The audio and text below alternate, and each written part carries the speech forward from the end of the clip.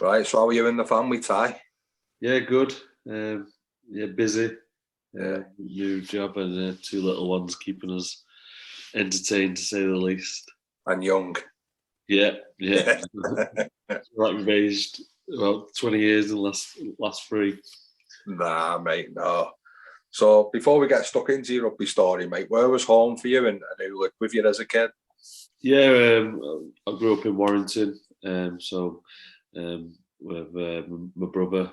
I only got one sibling, mum, dad. And then pretty much just went to school in Padgate and then played for Woolston Rovers. Right, mate. So how did Woolston come about for you? Who introduced you to rugby? Probably following my brother's footsteps, really. Right. Obviously he's about 5.5 years older than me. So when I was that, you look up to your big brother. I was about maybe 9 or 10. Got not forced, but went down to a session. Didn't really want to do it, so didn't get involved. And then probably about a year down the line, I just asked my mum one day could I go down, and then the night I went down was with the wrong age group, but I ended up playing an age above for a couple of years, 2 or 3 years. All right. So did you manage to miss the town team stuff then with you playing a year above? No, actually, so that would have been I must have been like year 6 when I started, and managed to make the under 11s town team, and right. I think I was captain of that. Pretty, yeah. So I think playing a year above helped me because I was like straight away playing with more physical lads. Yeah.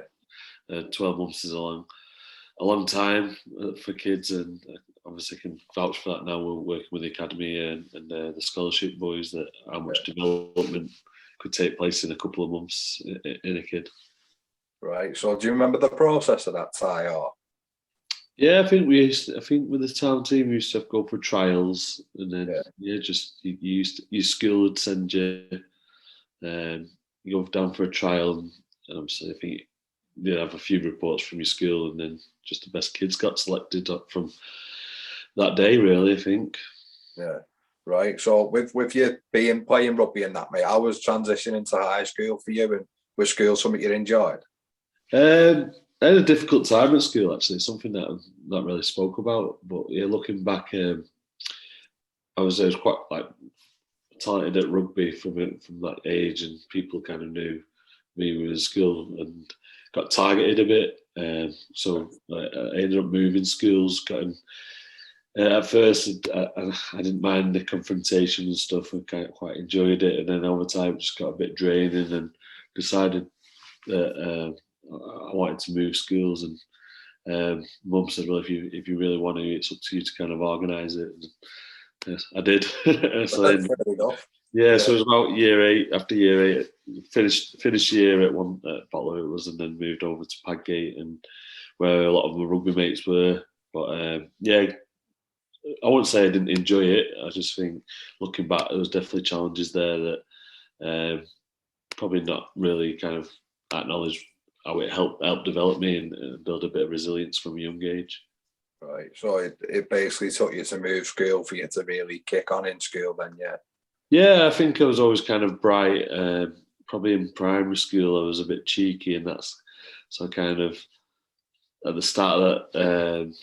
Of my journey at high school, I was kind of putting all the lower sets, but I found it like really easy. And then I think once I moved out, people didn't really kind of thought I thought I was better than them, and because I moved sets and stuff. But and that was part of the reason why I kind of had that confrontation at a young age. But when I went to the second high school, I just feel like I was more comfortable. I probably always, with school, kind of just did enough to get through, and like I say, I think primarily enjoyed playing PE, my PE lessons and the extracurricular stuff more than probably the actual classes.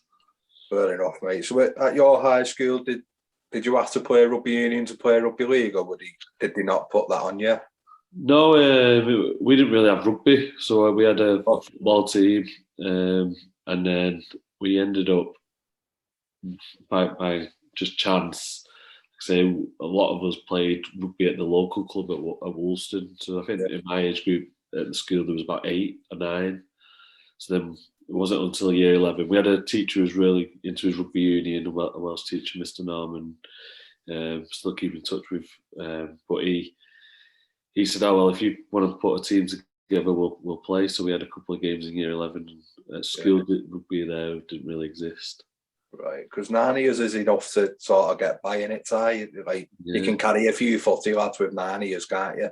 Yeah, well, it was a funny. We were talking today about it, so we set up the school team, and then off the back of it, we needed some wingers and that. And one of the ones that come and played was Kev Penny, and that was his first game of rugby. And then I'm not lying, literally after the back of that, he got signed off that one game.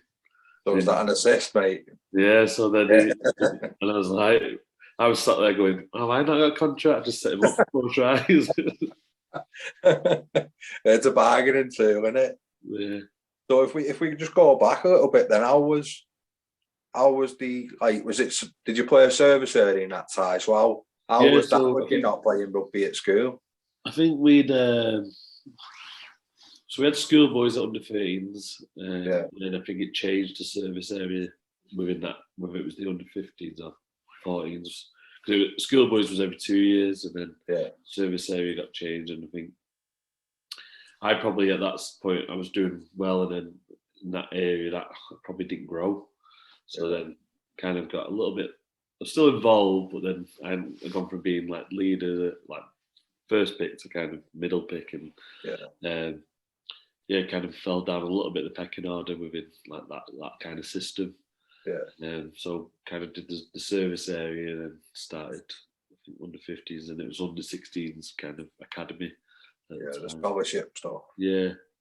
How did you feel then when kids are going through them growing spurts, and you feel like you've just said you're slipping down the pecking order a little bit, which you're probably not, but as a kid you feel like you are.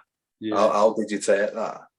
I just think, I don't want to say it deterred me. I just kind of thought, just keep doing what I'm doing. I enjoyed playing rugby, like, first and foremost, and then kind of a bit of frustration when play, like people would get picked ahead of you or something, and playing out of position when you want to be playing a certain position. But probably, like I say, it probably helps you become a better player without you knowing it.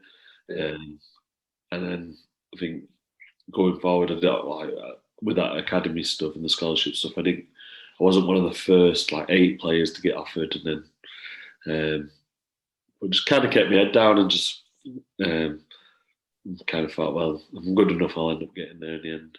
Yeah, so you just trust the process, mate, I suppose. So obviously we'll touch on your role now later on, but do you think them experiences that early out you're in the role you're in now because of the young lads you're helping mentor and that? Definitely, I think with obviously the club and coming through the club myself, you can see sort of similarities that kind of still exist, which is good because you've got an actual personal point of view that how you felt and what you thought was good. Sometimes that can be negative and sometimes it can be positive, but I think it's not only myself at the club. There's Lee Mitchell, who's more to do with the foundation, but he's obviously come through exactly the same kind of process. So just kind of that influence and experience, should I say? Yeah, I think it probably is good for the role. Yeah. So was there any rep opportunities through high school, mate? No, I went on the national camps and stuff like that, but never really I was never kicked onto like Lancashire teams until I went to not at high school. I think I was kind of made town team, but anything higher than that, not really, no. Okay. Right, mate. So when did clubs start to circle you then and take notice of you? So I think I played in them under 16 academy games, and I didn't play in my preferred position for a couple of them. I played centre. Right. When I was. How did you find that then? Well, I didn't mind. Like I just tried to make them. I guess I made the best of it. I had Kev Penny as a winger, and we just used to kind of celebrate little wins. Like we've scored 10 tries between us, and then The last game I got played, I think it was against Widnes, played 13, played pretty well. Then they offered me a contract, and I look back and think I've always been a bit stubborn, because then I was like, you know what, like I'll go back and play at Woolston. So I played a bit of 18s, and I don't know if it was a bit of open age. Only like a month, and then after that I was like, nah, I want to. I'll take it. Yeah. But yeah, it was a good experience just going and kind of see. And I think there was, well, Warrington were definitely around, and then I think there was a little bit of a sniff at Salford, but then didn't really sit at a table with anyone other than Warrington. Funny how it comes round, mate, innit? Yeah. So what are them talks about at that age? How does that work, mate? I think it works differently for every individual's differently. So I think my first thing is that they probably just wanted to keep me on, but then they offered me a contract, because I think they call it terms and conditions now, but back then everyone, if you were in, you were in. So yeah, it was pretty much, this is what you can offer, do you want it? And there was no negotiating. Yeah. You'll take the £1 million. Yeah. I remember one day, I don't know if he minds us talking about, like, said Kevin, and we worked out how much he was on per day, and we're like, oh yeah, they've got good value out here. But no, it's good learning experience, and looking back at it and thinking, we were picking up a couple £100 a month playing rugby while we were at college. It wasn't a bad little thing. Yeah. So how were your academy days, mate, and what standout moments do you remember from them days? Yeah, I'd say that was a pretty similar journey. I was last to the folds, and then kind of pecking order again. Had to kind of prove myself. Managed to do that like 18s. I remember my first game was Castleaway.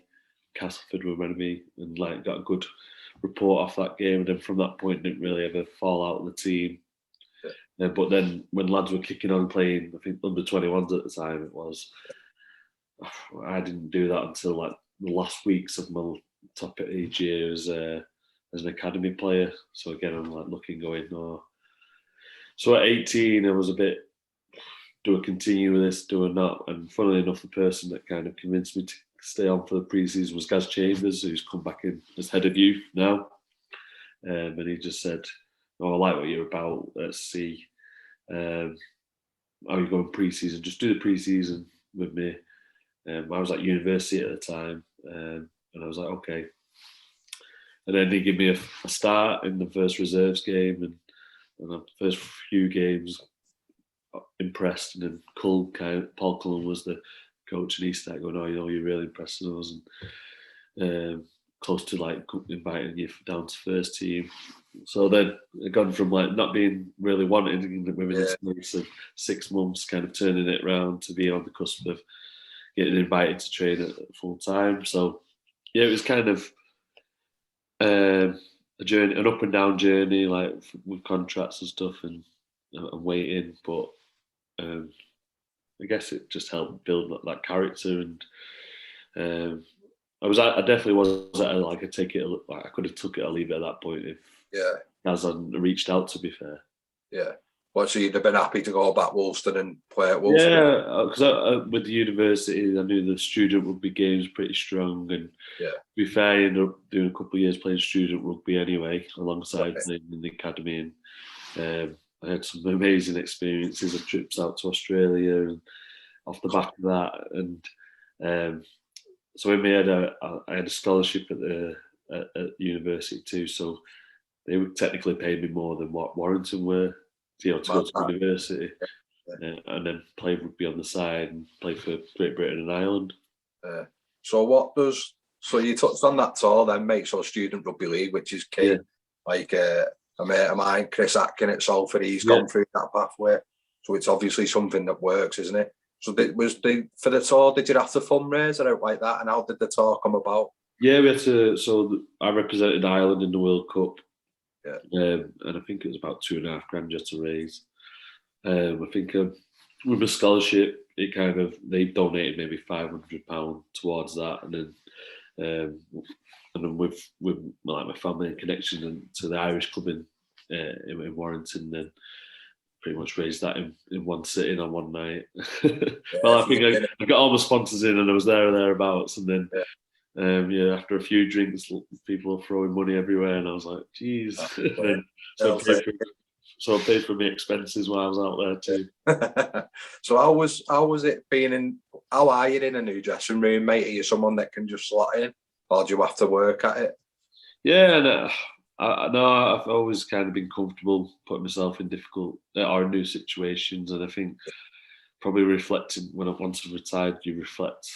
Well, I've reflected like no end, and the school thing, I think that probably helped me with that, kind of going at such a young age, changing and going, I need to make. Obviously, I did have friends there, but get to know new people. So I've never really been intimidated about going into a new environment or meeting new people. And I think when I left Warrington, obviously I went from Warrington to the other side of the world, and that's it. I think there was no bigger challenge looking back at the time, but I was never fearful of it. I kind of always embraced it, really. Yeah. Right. So what can you talk about from that tour, mate? Yeah, we had a good time. I remember they used to end a game. It was such a good trip. Yeah. Every game we had this, the Powerades and the big buckets, and then I think the guy who was Gordon Matthews, team manager, big bloke, and he'd come in and give us a bottle of port, and we took that straight in, and then that was our recovery drink. And then I think we went to Gold Coast for a trip, and we ended up there for 3 days. But no, we had some so it was interesting, really, because during that period, Rugby League Ireland took over the students. It was actually two lads based in Widnes that who ran Ireland students. Yeah. And then Rugby League Ireland got involved, and unfortunately them two didn't have a job no more, but then tried to make it a bit more professional and governing body led. And so we had a decent coach, an Australian heritage Irish guy, Ben Young, who's really good. And I remember one of the first days, he's like, if you don't make any of our sessions, you're not coming. And I was like, well, I've got games for the Warrington Academy. And I was probably the only academy player playing for Ireland at the time. Whereas the England student team had a fair amount of academy lads in. Okay. But no, it was a real good experience. It was some decent rugby. We only won one game in the end in that, but it was against Scotland in the last game. So we celebrated with the 7th best team in the world. Yeah. With a bit of part. Yeah, with a bit of part. Yeah. But no, like I say, there were just people that I've met through that, and some of the closest friends, like as you touched on with Chris. I know he's been through it, and just the people you meet, and like say the experiences you have from it, it's just helped you grow and develop. And again, something we'll touch on in a bit, but did that whet your appetite for that side of the world then, mate, a little bit? A little bit. I think, again, brother he'd gone through with Great Britain students, gone on a tour, stayed out there, always wanted to go back. And then, so I always had it in my head. And I think at 18, when I was at the end of the under-18s academy, then it was either go to university or go travelling. Yeah. So it was always there. And then the university allowed me to get out there and have a look at it. And then, as I said, the coach was an Australian-based guy, and he started going, would you come out here? Would you come out here? And then I think because we have this inferiority complex of how good the Australians are, and I was like, no, probably not. I remember going through the websites of some of the Q Cup teams. I'm like, oh well, would they look at my weight and size? And, but then, as you said, I ended up going out there and doing it anyway. Yeah. No, and how were Warrington during all this, mate? Were they supportive with it, or? Yeah, I think Warrington at the time, because they weren't paying us much salary-wise, so as I said, my scholarship kind of overshadowed that. I think towards the back end, I think I'd done the ACL too during that time, Right. I literally played for Great Britain against Australia. So they weren't too happy about that. And then in that 9 months, John Bastian come in as head of youth from Leeds, who had had this big reputation, and Richard Marshall was there, who's now back at the club. He was the head coach, and I had a bit of a reputation, but I made a little bit of a reputation before it got to that point, before I returned. So there were kind of a bit of pressure there to perform, but I was way behind on my rehab, so it took me about 9 or 10 months to get back. And then after about a year, John actually said you have to choose one or the other. And I said, well, if you can compensate what I'm going to miss out on through my scholarship, then yeah, I'll stop playing the student kind of side of things. Right. But no, other than that, they were really good. I think I shown what the good side and the bad side could be of playing it. Like the good side, you get to develop, but then the other side is that you get injured. Yeah, potentially. And plus, you're putting Warrington out there when maybe, without being rude, it wasn't as big as they are now, was it? Yeah, definitely. So you were putting them out there for people. But so how had you been with injuries before that? Because that's a big injury, isn't it? Yeah, never. The only one I can remember is I broke my wrist when I was about 11. But other than that, never. We see some of the young lads get physio and stuff. I don't think I ever had a physio massage until I was 20. Until I done my ACL, and I'm like, I need someone to help me get me through this. But no, I was pretty fortunate, and to be fair, other than maintenance of my knee, generally pretty good in terms of injuries, like big injuries. I've had a couple of shoulder recons in the season, which seemed to be quite a staple for a rugby league player, but in terms of missing out on games and stuff, not been too bad. Yeah, you've been pretty solid, mate, haven't you? So, what are you like for keeping memorabilia in that? I'm quite sentimental, so some of that stuff you've done, I'll definitely be keeping my first top or something. Are you into that? Yeah, I've always kind of either put them in places where I know that they'll be safe and giving people one of them. Unfortunately, a guy who sponsored me to go to the Australia trip, we got close with after, and I donated a shirt to him, and he got cancer, died 2-3 years ago, and Sorry about that, mate. No, yeah, but the whole experience with him and his wife, and really close with his wife Tessa now, and his name was Martin Roddy. I gave him a shirt when I got back from that trip as a thank you, and Tessa's actually given me that back, which is so. Like you say, I always knew they were going to good places, and they've got one of my debut shirts for Warrington.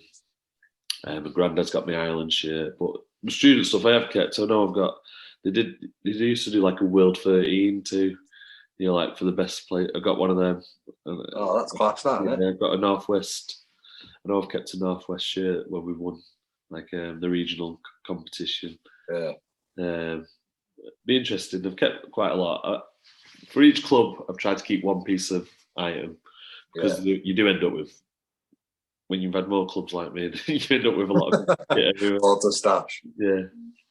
So, how did coming into the first team happen for you, and how was it for you being a local lad?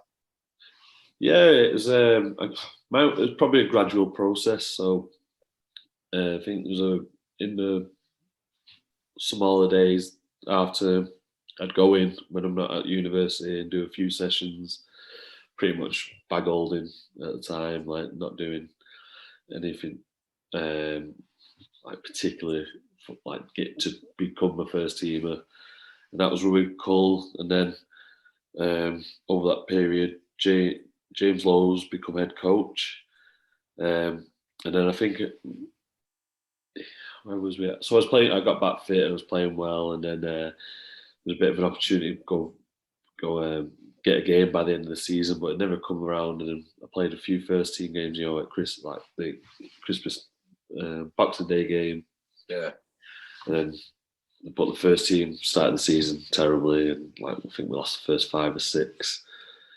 And I remember being in a thing with it squad build at the time, a bit of a Q&A. He said he'd probably have played by now if we'd won a few games. And I was like, all right, cheers, lads. But then Tony come in, and then unfortunately I had a little bit of an issue with my knee, so I had to have a little clean out.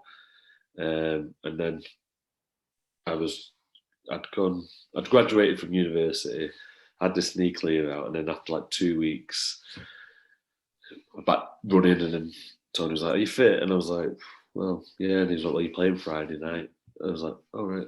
So it's quite quick, really. I graduated, back trained, and had this operation, and I was making my debut before I kind of knew it. Right. And how was that? And what sort of player are you before a game? Are you pretty relaxed, or you're a bit nervy? Yeah, I was.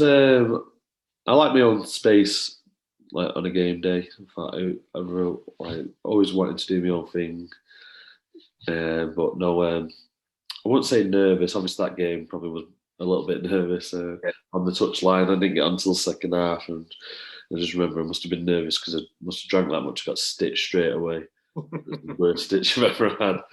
And I was just running around, you're just trying to impress, and I managed to stay in the team for the following week. Yeah, so pretty much I was like made up, Wigan away. Didn't get the win, but obviously the first team had just made the Challenge Cup final, so a few lads were getting wrapped up in cotton wool for the next 2 weeks, and probably that's why I got my opportunity. Big game though, mate, isn't it?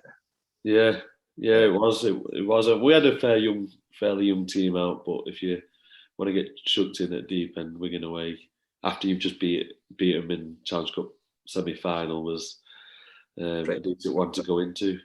Yeah, and so you touched on the team was struggling at the time. How's a camp when you're on the back of a struggling start like that? Is it a tricky place to be, or? Yeah, like I say, I was in and out at that time, so I couldn't really comment on that period. But I think during the time at Salford, we definitely, when you've lost a few on the bounce, just keep seeing what the end goal is, or what you're trying to achieve. It does get hard, like, because you're going in for a review. It's not going to be that positive. Yeah. And it's just kind of, and I guess at the moment the first team at Warrington are going through it, but you've got to find catalysts for change, and you have got to stick with what's going. But it's like anything. We were probably fortunate that year that Tony had come in, and we used the kind of the cup as a bit of a springboard. We still finished 10th that year in the league, I think, but then the cup was a bit of like just overrided everything. We're not won out for 35 years, and it's kind of glossed over that, and then prepared us for the year after. Right. So what's it like? Is it because obviously you're a very chilled out bloke. You can see that just from our chat now. But when a new coach comes in, is it a bit etchy with people, or?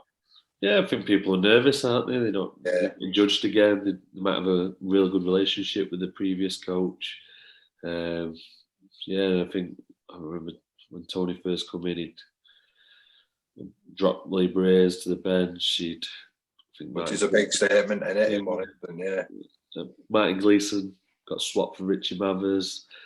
So he made a few statements, but kind of laid down like, if you work hard, you'll get in the team.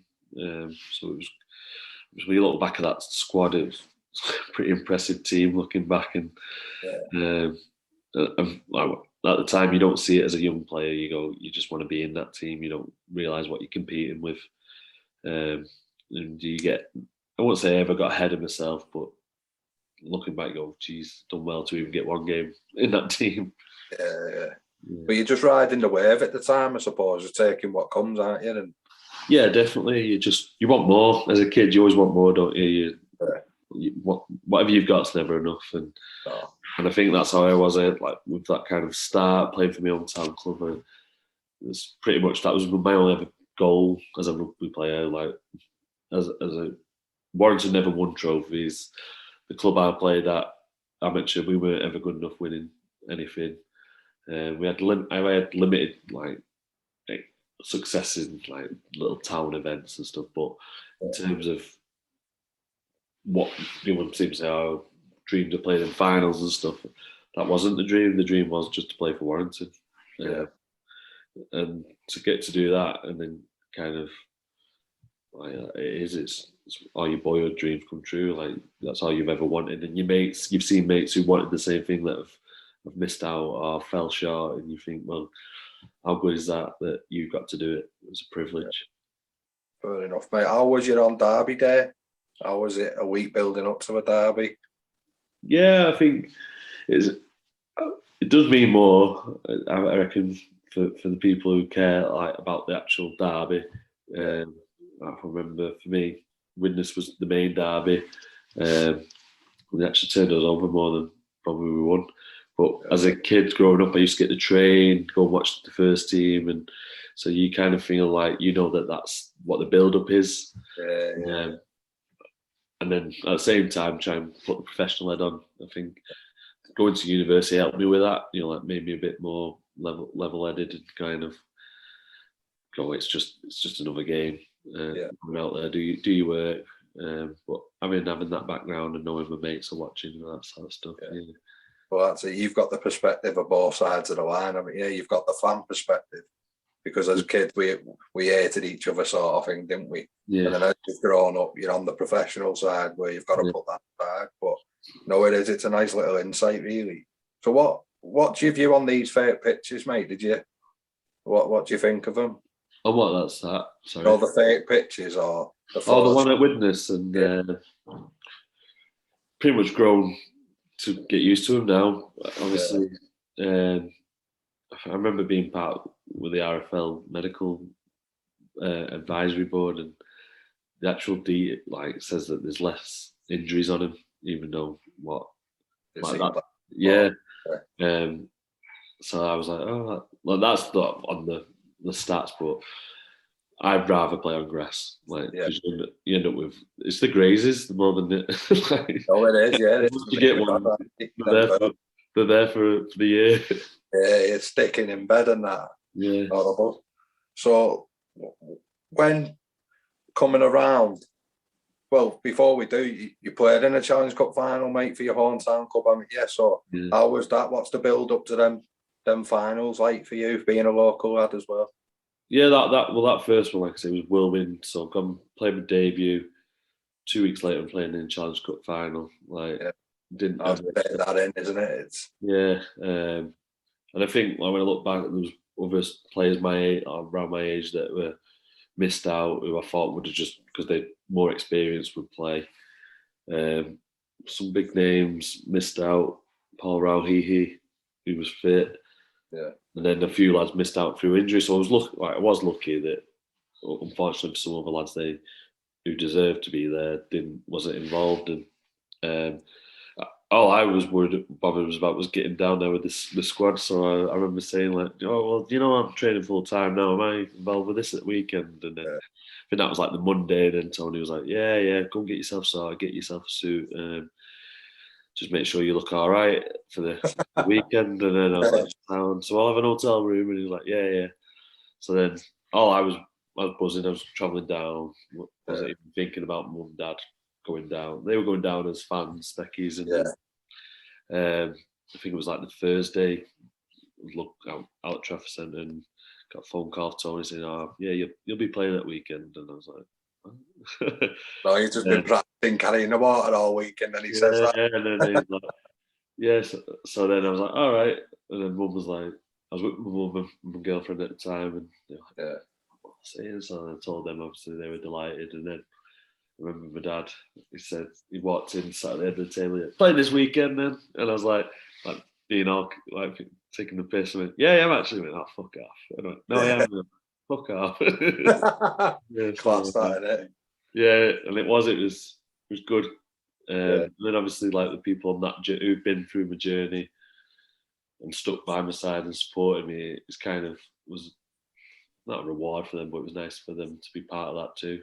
Yeah, it is for them and you, isn't it, mate? Obviously, it's justified all them little sacrifices that other kids don't make, and like you said, the up and down journey. You've had a big injury, and it justifies your decision. So, when a loan spell to Lee comes about, mate, how do you?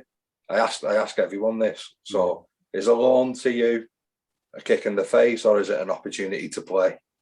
I'll admit I struggled with it because it was a new concept. It was dual reg, wasn't it? So and I'd had that. Not that I got ahead of myself, but I kind of thought, well, I've proved to him that I'm capable of playing first team. Realistically, when I look like I say, when you look back and go, was I fit enough, all that sort of stuff, to do that week in, week out? Probably not. But then the dual reg system, in my eyes, I didn't want to play for Lee. I wanted to play for Warrington, and that's who I contracted to. So I was like, this is a bit hard. But then on the flip side, I was like, no, actually, it's a good club playing at a better level than playing reserves, which it was at the time. So then, but fundamentally, I went to play in Warrington's first team at that point. I think I was about 21. Yeah, I would have been 21, 22. So I wasn't like one of the 18-year-olds doing it. I felt like I was a bit more senior, whereas like, and then I wasn't playing great. But then that started to, I was thinking, but I was getting picked every week at Lee, and I was like, there's lads there that probably deserve to play more than me, but I'm not playing well. And I kind of struggled that year going full time, and with that, because that was like my first full year full time too. So I was getting used to being a little bit leaner, fitter, and then I think I was just getting banged around a bit in the championship. And I started the year pretty well, and then when I wasn't getting opportunities at first team with Warrington, I think that's when I struggled, and then kind of reset the year after, and then just kind of said, well, it is what it is. That's what I've got to do. So sent us dual reg again at Lee, and I think I've played really well. Like I kind of just made sure I was the best player on the pitch. Then I went on loan to Wakefield, which I wanted to that time. Like I think because it was like, well, if I'm not playing Super League here, I might as well go and try and play Super League elsewhere, and so I can show that I can play week in, week out. The brave call for a young lad. So at Wakefield, you'd have been what, 23, 24? Yeah, I think it was 23. Yeah, probably 23-ish, yeah.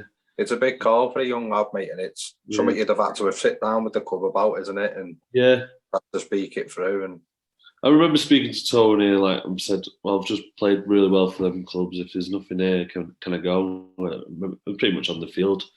And he said, "Oh, well, I'll have a look. I'll ask around." And then it was just like a good experience. I was Wakefield at the time had just gone bust pretty much, and there was just a load of kids that I think the only couple of senior players was Karkidas. We would have a bust up with in like the reserves once, and then it was and then I ended up travelling with him for 2 or 3 months, and then I ended up playing a few games for the first team that year, but not as much as I would like to have done, but kind of left me instead that I was on the right path.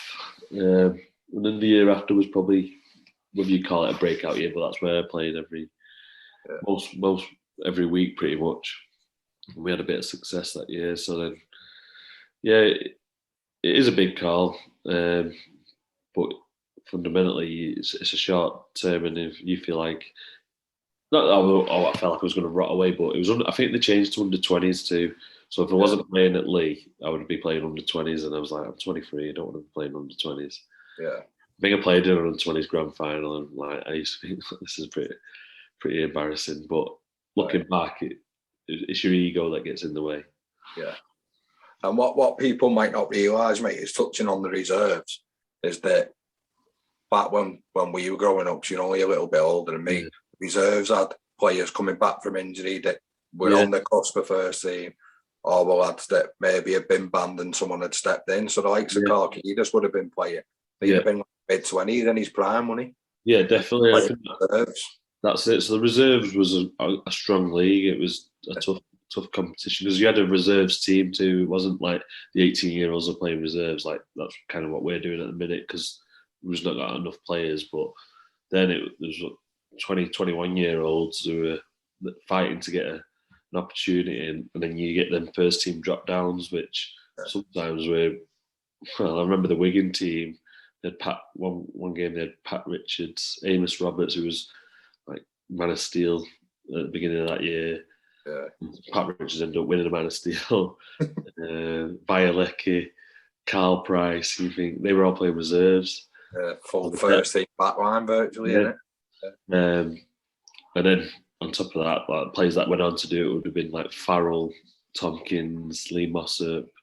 So the actual standard was really good. And when they got rid of the reserves, like, that was probably the beginning of the end of the reserves, to be honest, because they slowly went down to under 20s, under 19s, and got rid of it completely. So no, I think it was a good grounding, and I did always used to go with target them players too. You know, if you knew you were playing someone of ilk or of reputation, try and go after them. Right. So, and again, you talk about the spell at Wakefield. Was a little bit of that proving that you're not just a week, like a game a month in Super League, that you were firmly ready to play week in, week out as well. Yeah, and even going there was difficult because I didn't play every week. Where I felt because they had contracted players too, so I think you see the politics of stuff, and I've learned that as I've gone around. But then for me, I just wanted to play, and I was like, I can't understand it. And then played a few games. I think I ended up playing about 8 games there or something. But it was good just so that, because when I was playing, I wouldn't be playing like 10 to 20 minutes. I'd be playing full games or 60 minutes, and it was just a good experience for me to kind of give me some confidence. Go, actually, I can do this. Yeah. And what was the chat like when you went back for that pre-season before you played most of the games at Warrington? What was the talk around that then? So still I was on the cusp, nothing really changed in terms of like my squad positioning. It was that I kind of knew that like I need to make a bit of a hit in there. Like you're saying, probably 23, 24. Again, still, and we just signed Chris Hill. So if I remember a game we were both playing at Huddersfield away. Then he got picked in front of me. I'm like he's got picked, and I've been there. And then the week later, I got in, and then must have done enough, and then stayed in. Right. But the actual chat wasn't. I was always quite confident that I should be in there with Tony. I won't say he was obnoxious about it. I was just saying, I want to be in there. I think, and then I was just safe every week. I was just doing my job and doing it well, and I remember obviously we made another Challenge Cup final, and I was quietly confident that I'd keep my spot because of how consistent I'd been playing. Yeah. So there's nothing wrong with being confident, mate. If you walk back yourself, else is going to, aren't they? Yeah. And when people see you doing it. So like these finals are coming about, is it something? It's not a nice phrase, but is it something maybe you took for granted being young? Did you just expect it to happen because that's what you were doing at the time, or? Probably not. Like the first one, I was like, obviously, will wins the only way I can explain it. And then, like I said, I never had any not ambition. I didn't have time to think, what are my next goals? Do I want to win a trophy? Yeah. Do I want to? So like personal goals at that time were probably just stay in the team and get as many games as possible. And and growing up, lifting a Challenge Cup trophy, that just didn't happen at Warrington. So, and that was obviously the start of a bit of a relationship, as you say, with the cup. And that 2012 one, it was kind of, well, I've earned this one. I've played every round, I've played every game leading into it, so I'm going to make sure that I enjoy it. And fortunately, we won, and I managed to get over for a try. And like the moments, they're unbelievable. And I don't think my thing is that it's that good of a feeling that you want to do it again. Yeah. And I know that I've come across players like, well, I've won one. I'm like the moments, the feeling you get, that's what you want to replicate. Yeah. And then at the end of that season, we played grand final, and I got dropped for that one, which was hard. I really because I thought I deserved to be in there, but I kind of seen that one coming because, like I said, I was pretty steady all the way through, and then some lads had some good games, but towards the back end, and then players with, I think Ben Westwood was coming back in from injury, and then Ben Harrison was out, and then I was just like, too many pieces for this puzzle at the minute. And and that one, even not being like sometimes when you don't play, you kind of like, oh, are they going to win? But no, I was never. I don't think I've ever not been involved with playing a game and been so hurt by us not winning that grand final. Yeah, that because you're an hometown lad in a sensible lad as well. You could have spiked your dummy out and stuff, couldn't you? Yeah. So how does the whole move to Swinton come about, and why was that? So that just kind of changed relationship with club. So Lee must have decided they didn't want dual regs, or I think they might have partnered with Wigan more officially. Yeah. In Warrington, Swinton were training out of Warrington's base, and I think it was just kind of convenient. Again, probably struggled with that. I get like kind of gone, well, I've just played in cups. It was hard because Adrian Morley played a couple of games for him, and like, if you're captain of a club of that ilk's done putting his hand up to play, you can't really spit your dummy out. Oh, yeah. But in terms of like, say, going from highs to lows, we played a few games for them. And we weren't very good, to be honest. We had a full, pretty much a Warrington team, like with academy and first team was playing at Swinton, and we couldn't win a game. It was mad. Just how it is, isn't it? No, but it's funny because then that's how I come across Watto, and obviously Watto ends up bringing Salford. But no, it was at that point I was kind of thinking, like I have to prove myself again, and I feel like I've done it twice, and then starting to think about what is this the best place for me to develop. The club have actually, beginning of that year, kind of offered me a 3-year deal.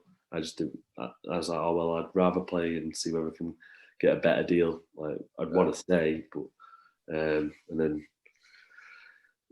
I had a dreadful low move to Castleford with the current Darryl Powell just come in as I did, and then that kind of got quashed. So I had to come back to Warrington.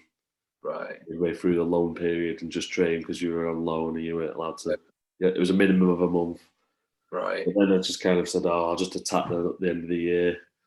The club said, am I going to re-sign? And I just kind of said, no. Well, I just feel like I've got to move on and for my development. So because again, another big call. You still 20s, aren't you? And a lot of people could have just sat there.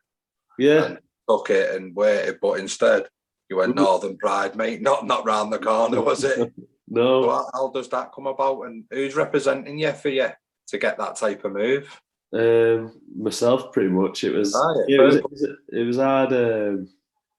Because obviously me and my now wife, she was with me at the time, and we were pretty settled. We were ready to buy an house in Warrington. She just got a good job with the council, and then it just kind of just didn't sit right with me signing there for what I just didn't feel valued really at that moment in time for what I thought I was bringing to the club. And then spoke to Hull KR. I think Sandercott was the coach, and then I was like, if I leave Warrington and go to Hull KR and then I end up in the same position, I'm a better at staying at Warrington being in that position. And then I don't know whether I'd seen Jason Dimitri on. I don't know how we'd crossed paths. I think we'd played a Challenge Cup game at Keighley versus Warrington, and we must have just said hello. And then from there, I think over Twitter, we kind of just got saying, "Oh, would you come out here?" And I was like, "Yeah, I fancy it." Signed for them, and then I went over, went to Sydney for New Year, and then went up after Christmas, and was like, definitely didn't think you'd come. He said, he just said, I thought you'd just flag us and stay over there. And he was really good. He filled me with confidence, just kind of said, I just wouldn't have expected Warrington to let you go. And just got me playing good rugby, enjoying rugby again, and just kind of took it back to why you play. And it was like they had a real good set of lads that opened their arms to me, and because they were based in Cairns, far north Queensland, but they're quite a local team. So the Brisbane clubs kind of sign the best kids from wherever they can get hold of them, and whereas they kind of keep it all local. And it just kind of made me feel part of the family straight away. And my wife went with us at the time, and was just such a good experience. Got to tick off so many of the boxes that I wanted to do away from rugby too. So then it just kind of fitted well. But JD and his wife and kids were brilliant with us, and it was like I say, he got us just enjoying rugby. Yeah, which is fundamentally why we all started, mate, isn't it? And yeah, definitely. Did you go back to student mode a couple of times and enjoy a few nights out or what? Well, yeah, it's Traveller Central there, isn't it? So it's Saturday night, Gilligan's, massive night. We played on a Saturday at 5:30, so it was perfect timing. Yeah. And we had a lot of young lad, we had Blake Leary. He ended up going and played for Manly, North Queensland, and he was a single lad, so we go out and he wouldn't do too bad with the girls and have a good time. And then next day, me and Mrs. would nurse our, wouldn't call them hangovers, but we'd just go down to the Esplanade, just listening to everyone's stories from the night before. It was a good year, like really enjoyable. Got to see parts of the world that never knew existed, never mind, like kind of up in that Cape. I had a real good job, so I was part-time, but part of the job, so they said, if you come over, we'll get you a job through the club. What's your role? I said, well, I've done like teaching at university, and then so they pretty much made their own program where they delivered rugby league as a subject in school, and there was 13 schools signed up, and then it was our job to kind of go into the schools, make sure that they were in the program properly, work with the kids that were on the program. So if they were misbehaving in different lessons, I'd sit in their lesson going, why are you misbehaving in this? But got to go like to the tip on all the islands, the Torres Strait Island. They had an academy up there, Satellite Academy. Gone to the middle of the sticks, like in the middle of Australia, like Mount Isa, just red sandy town. And it's just a dead good experience. So how do you go about like finding a gaff to live in and stuff? Is that done for you for when you get there, or no? We got we kind of looked online, and you don't know what you're getting, do you, when you're looking online? So, and Australian websites, and Australia's a bit 10 years behind, especially in the country. Like Cairns isn't really country, but it could be. And then, so we'd seen this one place and was like, oh, that sounds good. 8 pools, all this sort of stuff. And then we flew in, they put us in this hotel, and this club hotel. It's funny because the students use it when they go to the student rugby league, like Great Britain and that. I was like, oh, go straight back. I've heard about this place, and then anyway, we found this place. It was called Cairns One, and like I say, it was this apartment. It had like 8 pools, its own gym, tennis courts, and then just lived this life of luxury, pretty much. It is some experience, that, isn't it? So, how did that year go, mate, on the field? How was it? Yeah, unbelievable. I think we lost 2 games all year. So the year prior, I think they come top, but then like bang straight out of the playoffs. Right. And so they probably learned a lot as a team, and then we won everything, and so we won minor premiership, which was the league leaders or whatever we called them in it, and then won the Q Cup, and then that year was the first ever like NRL state championship. So they played the Q Cup winners versus New South Wales Cup winners on grand final day. Yeah. And we got so we played Penrith, and they'd had 500 odd NRL games of experience in the team. Like I think we were 5-1 to win, and we managed to get one over on them. I think we ended up like 28-16 down at one point, and then pulled it back. It was good. Got to fly back with the trophy and that. It was just a real good experience. Yeah, I can imagine. So that year, mate, was that when you were named in like a countryside? Like that was I think that was year 2016. That was when I was at St George playing reserve grade for them. How do you take stuff like that? Are you, because you're a pretty modest lad and that? Is that? I don't think anyone likes to be acknowledged, don't they? If they think that they're doing a good job. But yeah, I think ultimately we play a team game, so winning trophies is more enjoyable than getting named in a team of the year. You can tell me later how good it is. So before you come on, because you come on with OKR, don't you? And you start, your leadership comes to the forefront, but is it something you've slowly built up, the leadership thing? Are you comfy in that sort of group, or? Yeah, I think like probably my journey's helped me develop some of them skills, is that put myself out of comfort zones, and then going to university, speaking, obviously you have to do that, presentations and stuff. And I'm thinking back, I remember one of the things that Tony Smith said impressed him was that in the first session that I went out with the first team, whilst he was there, I spoke up in video about how we should play. And I didn't think anything of it at the time. I was just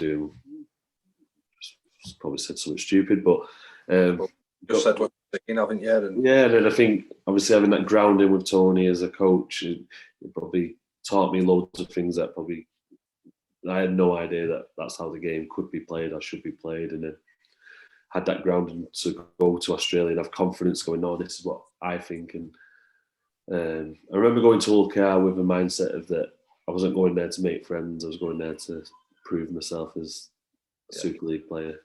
I don't and that's definitely the mindset I had. And pre-season, there was a few of us. OKR brought in 17, I think, new signings that year. Chris Chester just took over. And as I said, I was already speaking to him the year before. So it was kind of, it just felt right going to OKR. And leadership stuff, I wanted a leadership role. I wanted to kind of go, I'm ready for that. And then in pre-season, feel like I did that. And then we brought Terry Campese in kind of late on, and he was given the captaincy, and I was thinking I was made vice captain.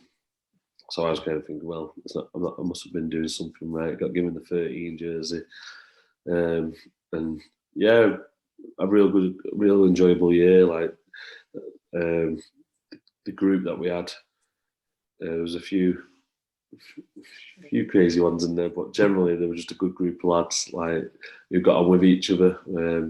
Played some real good attacking. We just weren't the best defensively, but we had a decent-ish year, really, from what comparative to what they had previously.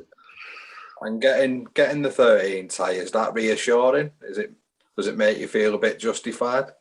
Yeah, well, I think if anyone asks for, like, you know that it's a starting number, so you give you an indication that you're doing something right on it, and it's not the be all and end all. It's but I think when you're working hard through pre-season, and you know there's other players that want that same jersey, and you're getting ahead of him, then it gives you that confidence that you're doing stuff right.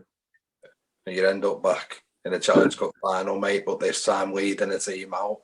So how did it feel any different? Or yeah, it was obviously like that them moments for me that I just kind of think, oh, I hope mum and dad are proud, kind of thing. Like, in terms of like, probably just thinking about the game. In generally, obviously, you've been out, you've seen the crowd already. You know it's a massive occasion, and we weren't very experienced in terms of how many players and even the club. And I was worried before the game about how we were going to perform, but kind of. The occasion, probably, isn't it, mate? Did you get lent on for that? Pardon? Did you get lent on for that? Yeah, probably not as much as I thought I would have. We did some stuff where, even where the hotel was, we pitched outside the hotel, straight outside the stadium, and it was like they had fans having like dinner with us the night before. And it was just a bit. Not ideal. The club was just a bit inexperienced with. Whereas when Warrington and I did it, when Warrington did it, they didn't leave no stone unturned. Like we all had into this. I think where the England football go, the Grove, and everyone had their own room, and it was maybe a bit the other way, but at least they couldn't have been said, well, there was no. And little things, I think when you speak to people from the other side, like Leeds, and they said, "Oh, how you did because the club did a song and like for it," and I kind of get why and the reasoning, but at the time it didn't sit well with me. No, yeah. When we were all in this recording studio, I'm sat at the back going, I bet Leeds aren't doing this, but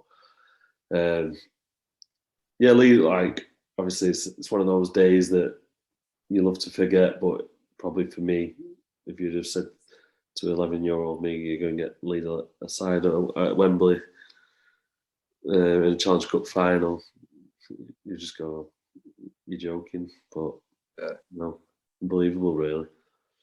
And then could you imagine going back up down under, mate? And how did that come about? Is that yourself again? That?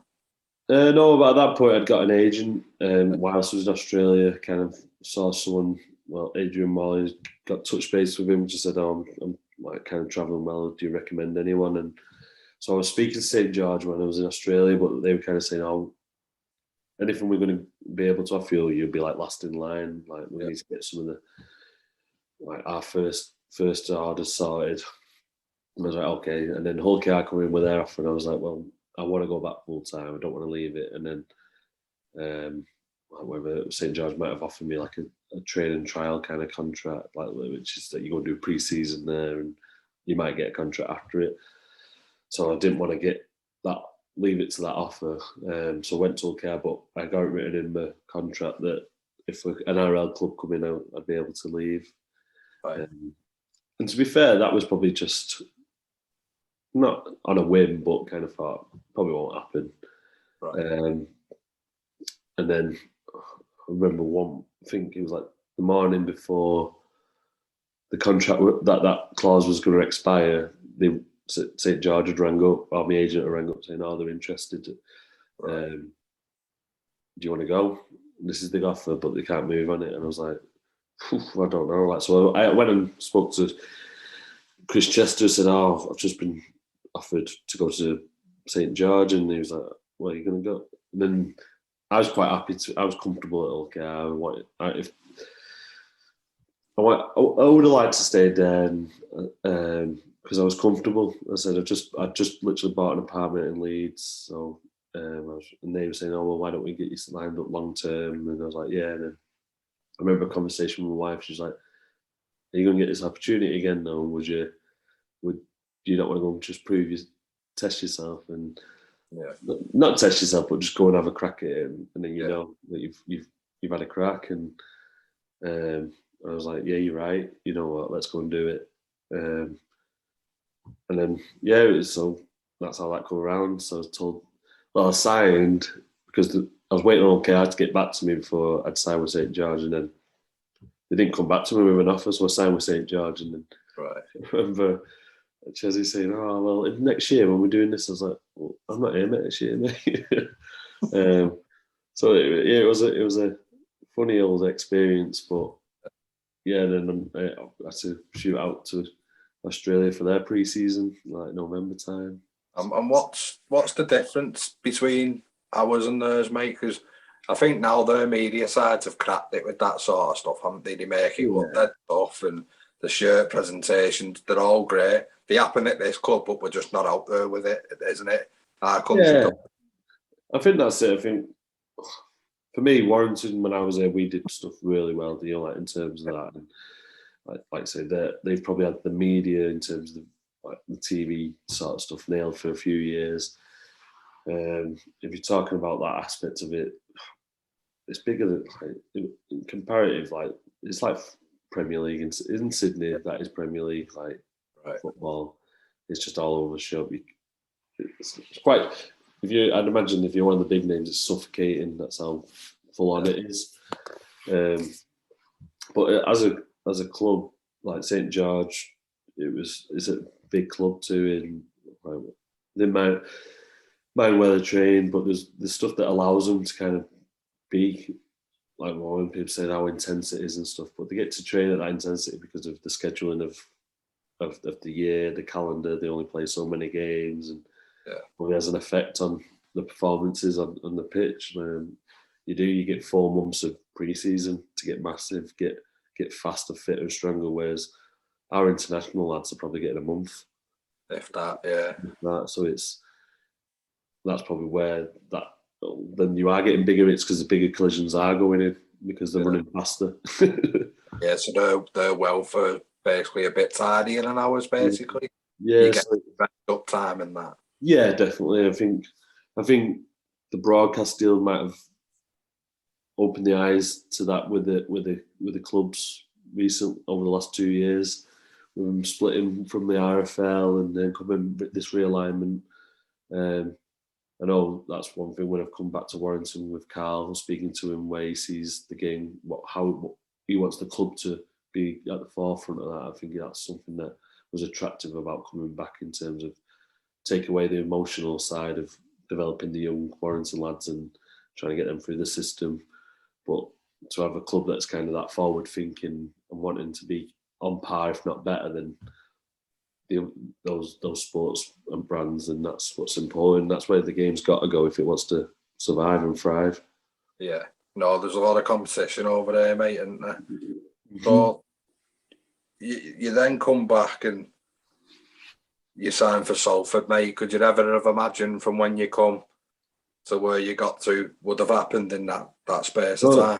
It's funny because so there's a few clubs I was speaking to, and Salford wasn't the best offer, but like I had a bit of a relationship with Watto, and when I spoke to him, he's the one who kind of know that's where I want to go. But Salford were doing really well. They were top 4. They just made the semi-final of the Challenge Cup. So I was like, well, that's a club on the up, and I feel like I can add to it. Turned out we got beat. My debut was the Challenge semi-final. We got beat by Wigan, and then I don't think we won a game in that Super 8. So then I gone having these hopes of playing in 2 major finals, and then after the end of that, Marwan pulled out of the club.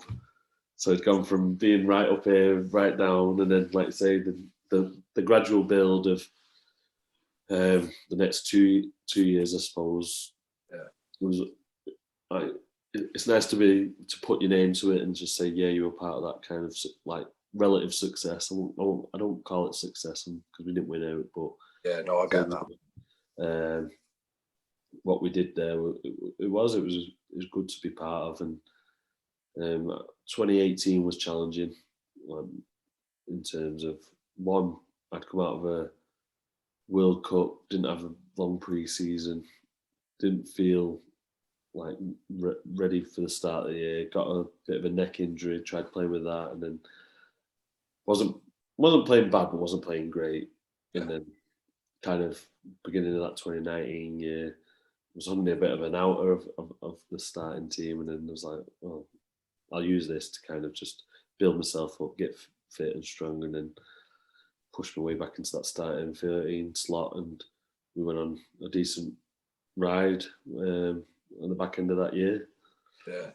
So do you mind if I go back a little bit, mate? Because obviously you've played in a World Cup with Ireland, you've been vice captain, and what does international rugby mean to you, mate? And how have you enjoyed them journeys with the national side? Oh, I've loved it. I think looking back, representing Ireland's like a constant thing in my career. It's something that I'm really proud of. I mean, my family are really proud of it, and what it means to them. And what it means to me is just it's everything that you could hope for is playing for your country, and you're not just representing your family, representing the whole nation. And I think that kind of gets lost sometimes, that how powerful that could be. And but yeah, getting to play in them the moments that like my debut, like my dad, my brother, and my granddad are all stood opposite me where I'm singing national anthem. And to be honest, when you look back, only playing against Serbia, but that moment is something that sticks with me. And then the other one is like say playing them big tournaments in the World Cups. And unfortunately, we've never really kicked on and like probably. I think the 2017 one was.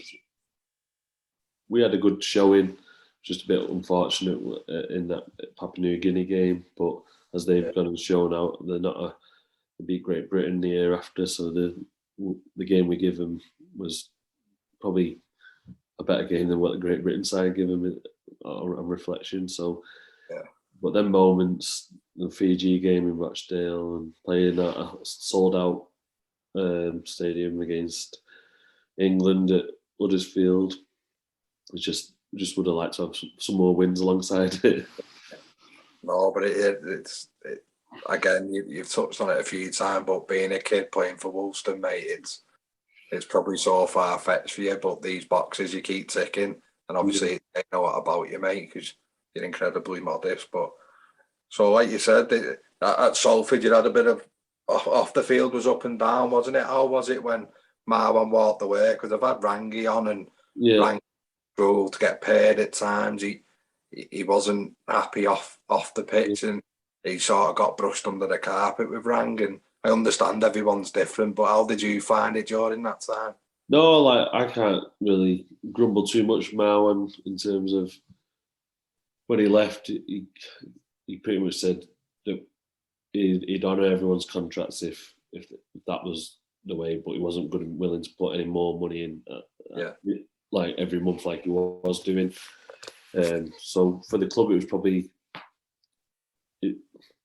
what they needed, as like in terms of making them sure they're sustainable. But obviously, they probably were spending. Well, they were going over the cap, and then going next minute they're playing way below the cap. We had to sell some players: Gaz O'Brien, Murdoch, Benny Murdoch, Masilla. So like our team took a big hit in terms of we'd gone from having probably four half-backs to choose from of high quality to we only had one in the end. It was Rob Louis, and then Jack Littlejohn come over, and he struggled to kind of playing over here, got injured. But yeah,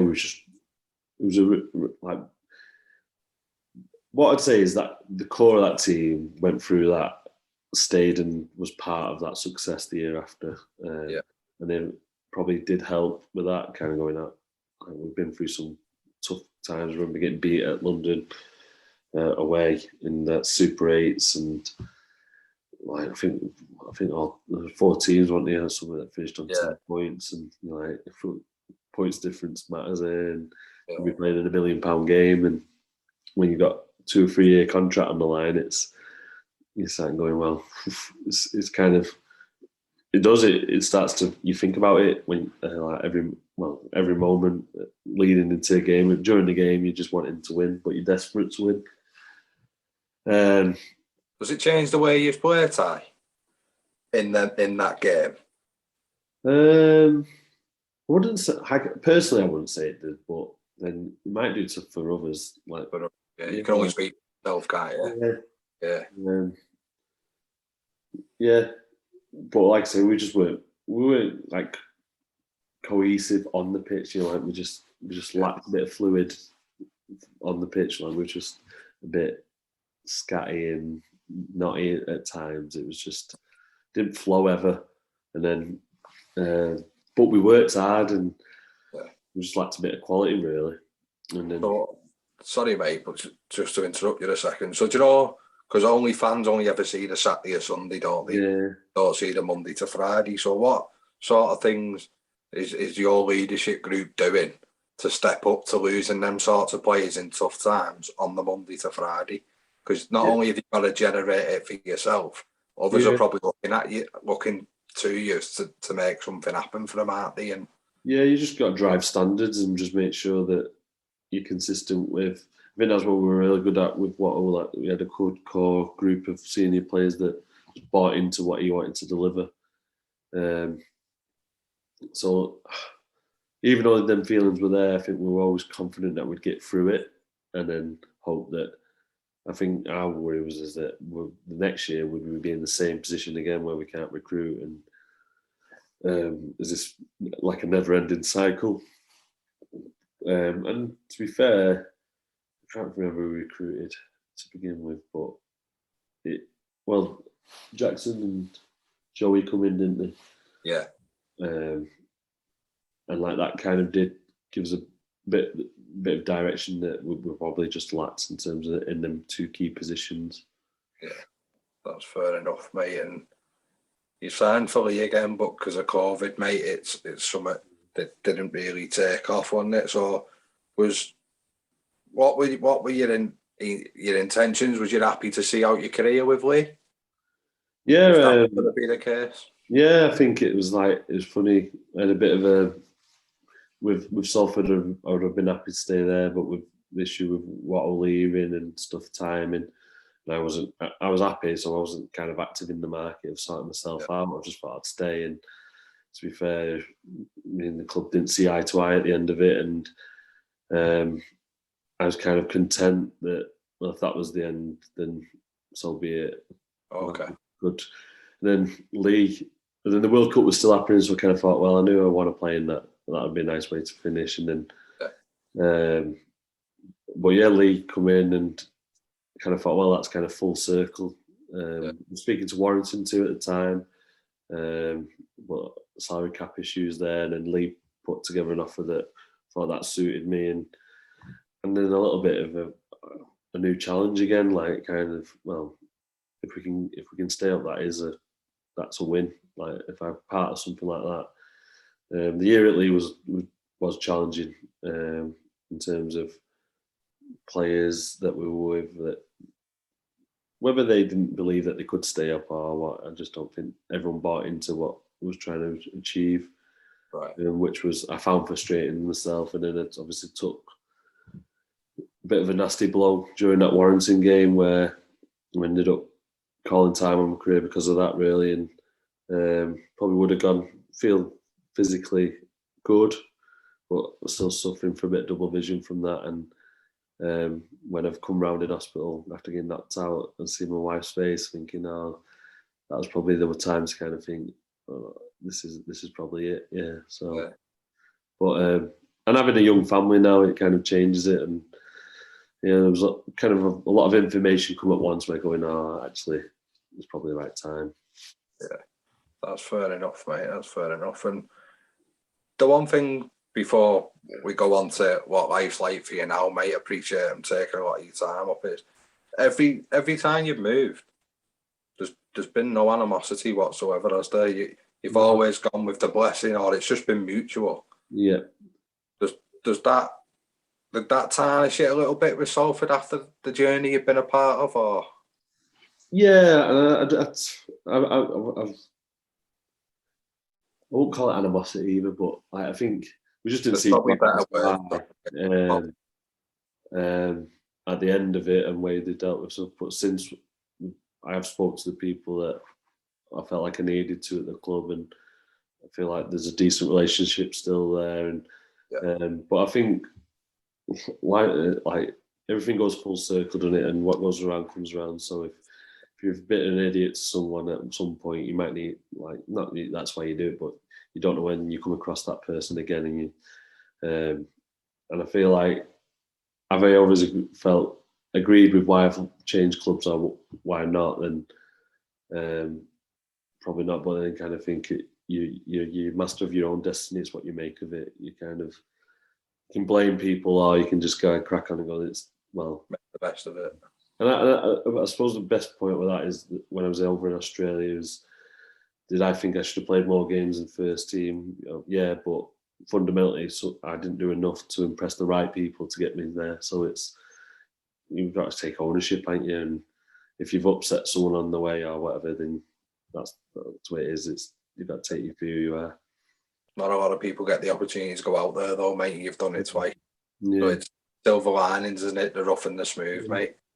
So how's life been for you after rugby, and what about this coaching consultancy? And you've helped, like you touched on before, about you've been on the board and that with the RFL, haven't you, with injuries and stuff, and you're trying to make it better for the future, aren't you? How's all that been for you? And yeah, so I guess that sort of stuff I've always tried to do throughout my career, with being part of the RLP, like the Rugby Players Associations and stuff, and push myself to kind of go into them kind of meetings and act on behalf of my peers. And but yeah, since finishing, my main focus has been like my injury, which was obviously nice when I did announce my retirement, that there was a few opportunities got presented to me straight away, which I didn't see coming.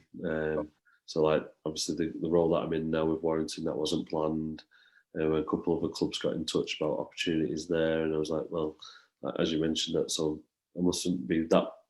Like, even though I'd left it on different terms at different clubs, that they were still happy to have me back in some sort of a role. And but no, so that was a confidence boost straight away. But for me, it was kind of making sure I got to the bottom of my injury, which is still kind of ongoing. But I feel good. I feel really happy with the job I've got now, and some of the stuff we're putting in place with the academy at Warrington is hopefully going to help the club culturally from the bottom up.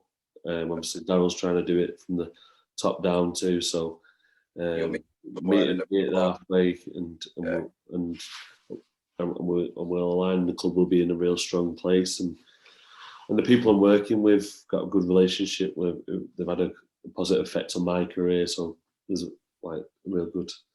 You actually enjoy going into work every day, and that's been a journey already within itself. I got, because the people who employed me, who brought me in, have left. So Paul Anderson and Pete Ryden, and I've gone on to different roles. Paul with the RFL and Pete with Hull FC, but obviously grateful for them to kind of give me my first opportunity and really got on with them. But then obviously I thought I'd done something wrong when they both handed the notice in. But then obviously two people have come in, two people I really respect too. Yeah. So just about the injury, mate, is it something that has scared you, or was it more you were more bothered about the people around you? Bit of both, I think. Originally, because I wanted to get back playing before the end of the year, so I started training whilst I was at Lee, and then about after a month, just my vision wasn't right, and so I went for a few more scans and stuff, and then they thought, oh well, you must have had a fractured eye socket. There's a bit of showing there about that, so then you're kind of a bit relieved because obviously the brain injury stuff, and then I was seeing the brain specialist, all them kind of things, and then you start reading about the recent stuff about the footballers and early onset, which obviously you're not going to be able to do anything about. But I spoke to Stevie Ward about how his was a repeat, like 2 big blows. And I was like, do I really want to be in? Like, I feel obviously it's not great having double vision all the time, but it's better than I can get through life. But then my headaches started becoming a bit severe, and in the mornings, and as soon as I stopped training, they've not stopped, but they've kind of eased. So, but then at the same time, I feel like it would be unfair, especially my partner, to kind of say, "Oh well, I'm doing this because fundamentally it'd be for no one else other than myself, my ego, because I want to keep playing." Well, I said I've not missed it as such, really. I think the role I'm in's helped massively, probably with them kind of feelings, and then I'm fortunate that I've got a career that I look back on that I'm proud of what I've done. Yeah, you should be as well, mate. So just a few daft questions now. Yeah. So any pre-match superstitions? No, the only one is probably my breakfast was always poached egg on toast, but I wasn't. You go through phases of doing things, but no, none like. And I go, oh, stop being stupid. So, your toughest player you've played with or against? I'd have to say Adrian Morley.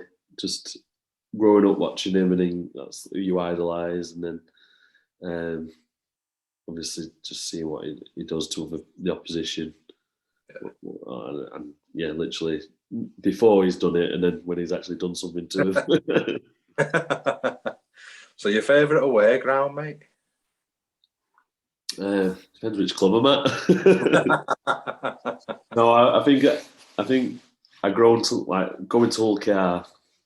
I really like going back there. Previously, I hate everyone ever has good words. I can't go KR away, tough trip that. But then once I played there and then gone back there as a Salford player, I always enjoyed that one. Right. I think once you know the club and you know how good the fans are, and then it's a great atmosphere too. An old ground, but with good facilities at the same time. Yeah, good stuff, mate. So say you've been out on the pop and you're with the lads, mate. microphone ends up in your hand, what you giving the crowd? Oh, you know what? I'm rubbish at singing. So for my Ireland debut, I sang The Jungle Book. I want to be like you. So I know I could nail that one. So I'd have to do that. Right. So come to the end of the chat, mate, and I'm after you 1 to 13. Yeah. So you can start at fullback or prop. It's up to you. Yeah, 30. I'll start at fullback. I think. Play with some good fullback.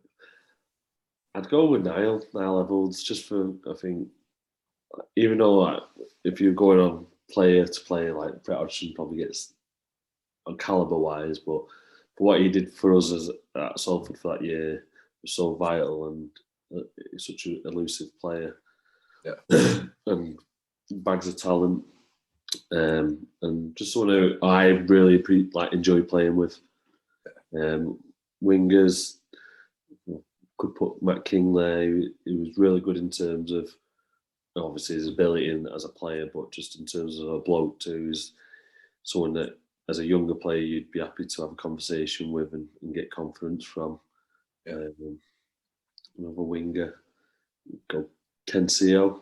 I think if I had to pick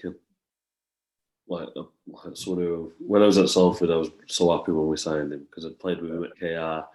Just knew what we were going to get, and when you blow in, you see him carrying the ball back, you're happy. I can imagine, yeah.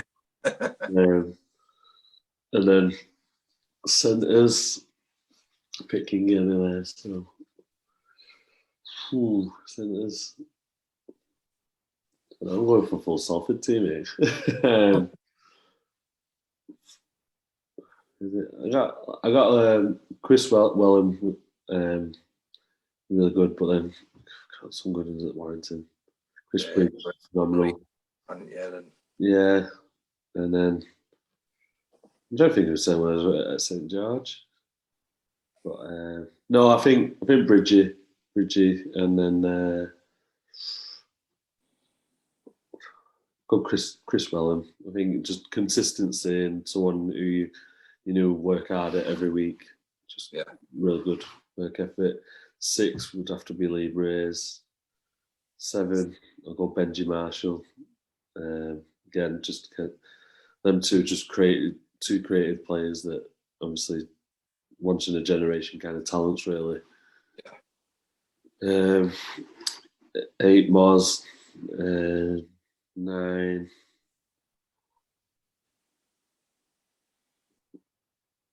Yeah, Michael Monaghan. He was good, real good. Mickey Iron won't be happy with that one. No, but like I said, we had 2 quality 9s there, like 2 starting quality 9s. Played with some top players, mate, and I think you don't get to look back until times like this, I suppose, do you? Yeah, it's like this